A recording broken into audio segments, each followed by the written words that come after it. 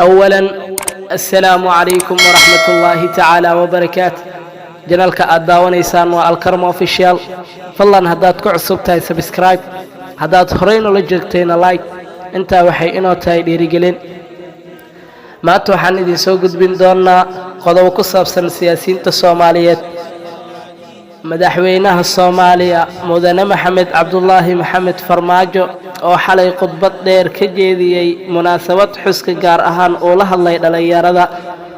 isaga oo u jeediyay dardaaran culus Farmaajo ayaa shaaca ka qaaday in dhalinyarada qaar oo uu la kulmay ay u sheegeen in siyaasiyiinta Soomaaliyeed ay yihiin kuwa daneystayaal ah wuxuuna qiray madaxweynuhu in hadalkaasi uu yahay mid dhab ah isla markaana ay siyaasiyiintu ka shaqeeyaan danahooda gaarka ah iyo sidoo kale tan guryahooda sida uu hadalkaasi u dhigay dhalinyarada ii timid aad ay noogu fogaadeen waxay dhaheen siyaasiyiinta danaha dadka kama shaqeeyaan ee danahooda iyo midka guryahooda ay ka shaqeeyaan waxaana idin leeyahay hadalkaasi waa dhab ayuu yiri madaxweyne mudane Maxamed Cabdullaahi Farmaajo sidoo kale wuxuu ugu baaqay dhalinyarada Soomaaliyeed in ay u istaagaan sidii dhalinyaradii Israa'iil oo kale oo aysan waxba ka sugin siyaasiyiinta Soomaaliyeed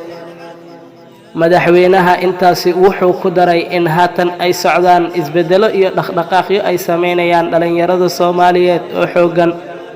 si hore loogu sii socdo dhalinyarada maanta waxaa ka socda isbedel maalinba maalinta ka dambaysa waxaa socda dhaqdhaqaaq iyo kacdoon midnimo doon ah oo xoogan ay wadaan dhalinyarada midnimadooda timid dhanka waqooyiga ayuu yiri madaxweyne Maxamed Cabdullaahi Maxamed Farmaajo hadalkaani ka soo yeeray madaxweynaha Farmaajo ayaa muuqda in uu ku duceynayo dhalinyarada Soomaaliyeed oo uu ku dhaleecaynayo siyaasiyiinta isaga oo ka soo horjeeda oo mucaarad ku ah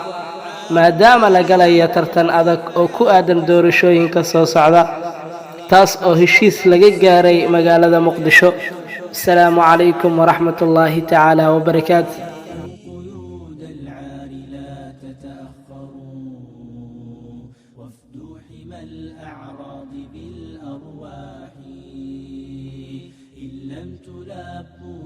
سنشكوكم إلى